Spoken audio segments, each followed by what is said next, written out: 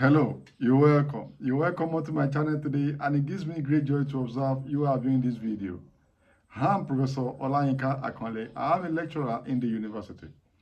On this channel, I do a number of thoughts, but all I do, sociology and research, are central to them. I draw content on relationship and migration.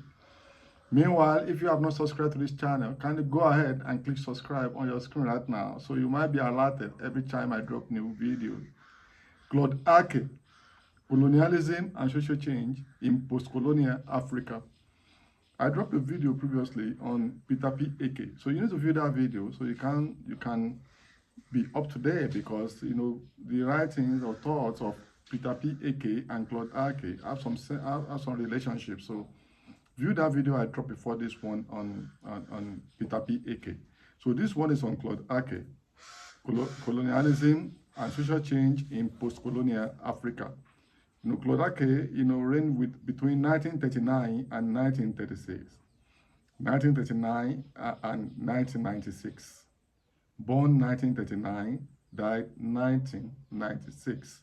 And, it was also, just like Ake, trying to understand the post-colonial realities, post-colonial processes, post-colonial development trajectories in terms of change, and how Africa can proceed from the current situation.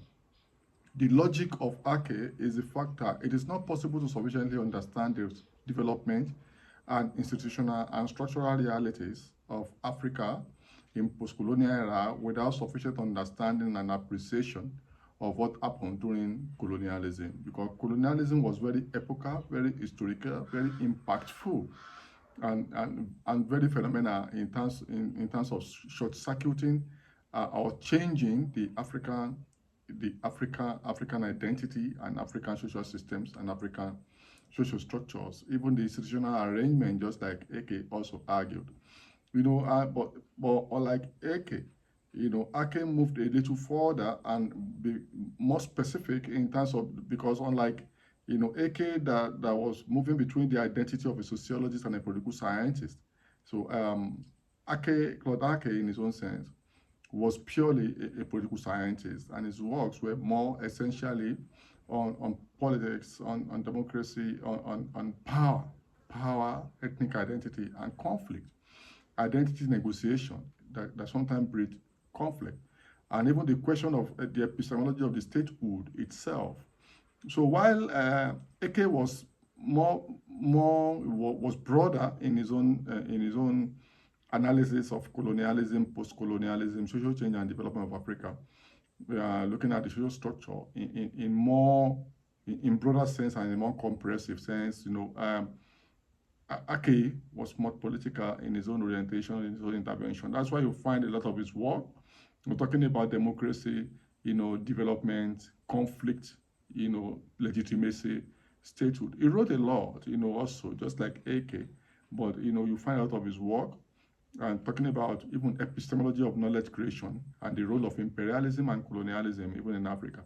A very important epistemological intervention that he gave, was the book he wrote on social science as imperialism. Very well received, especially among social scientists and scholars, calling attention to the need to look to decolonize, or be sensitive to more of colonialism and imperialistic tendencies in knowledge production of Africa, and now this continue to perpetuate intellectual dependence and reliance that continue to perpetuate and continue educational asymmetry in terms of geopolitics of knowledge creation. So he was a foremost political, philosopher in Africa, and a major thesis that cut across his work in this sense is the role of the state. Arguing that state is central to Africa in terms of governance, in terms of existence. And this is very important because when you look at Africa pre-colonial, there was nothing like a state. If you look at it, they were just, families, communities, self-governing communities, autonomous communities, just doing their stuff. And that's why you see that's why indirect rule ran into a lot of problems in Africa, in Nigeria and West Africa, and the number of where indirect rule was practiced by the British colonialists, in the sense that these were the traditional system, the Igbo system that were acephalous, were not easily amenable to a state structure.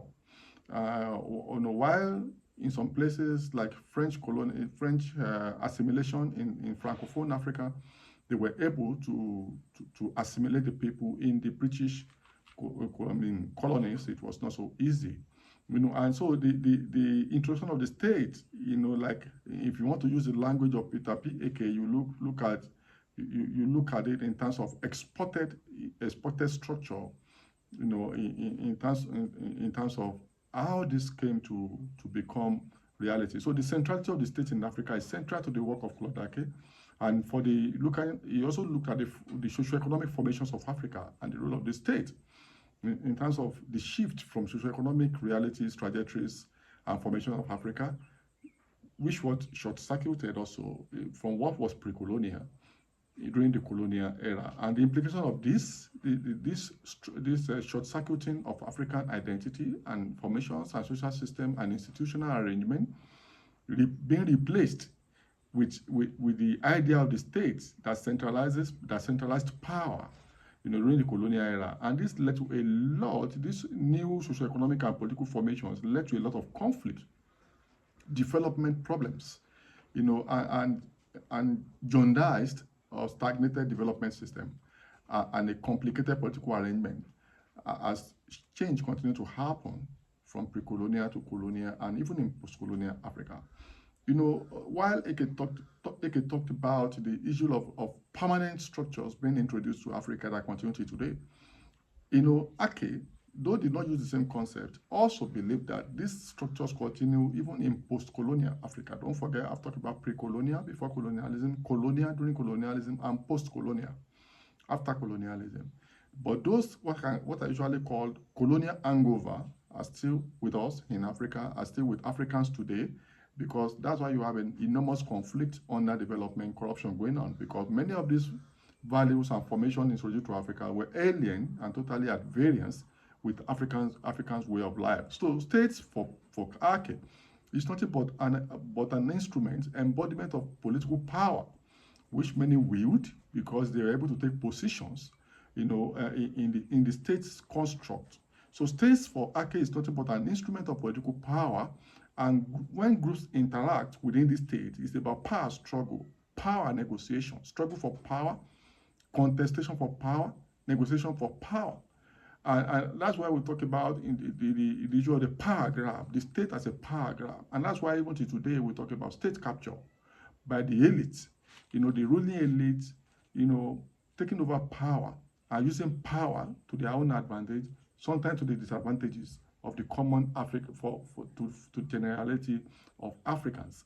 And if you look at it according to Ake, so group interactions as contestation of power as a way of keeping others in perpetual underdevelopment. And the country, once the Africa as a continent in post-colonial era, most Africans are still subservient to the state, and state taking over freedom from people, making it to be a situation where the majority are essentially disempowered, while the state only serves the interest of the powerful who has been able to grab the state.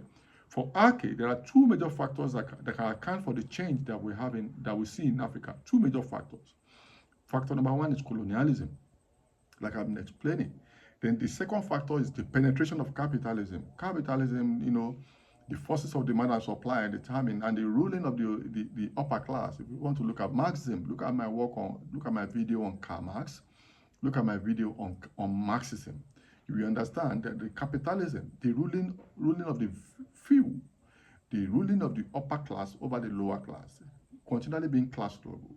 Capitalism is nothing but exploitation of the majority by the few who own the means of production in the dominant mode of production, capitalism being the dominant mode of production. So post-colonial Africa, has limited autonomy, according to Ake, that most Africans still depend on their colonial masters or the colonialists. So the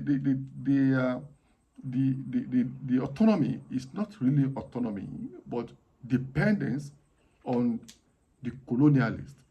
Because the Africans in post-colonial, most of them, even in their state and their government, are not able to make decisions in the interest of the Africans themselves. They have to take a cue or instructions from even the colonialists who rule them.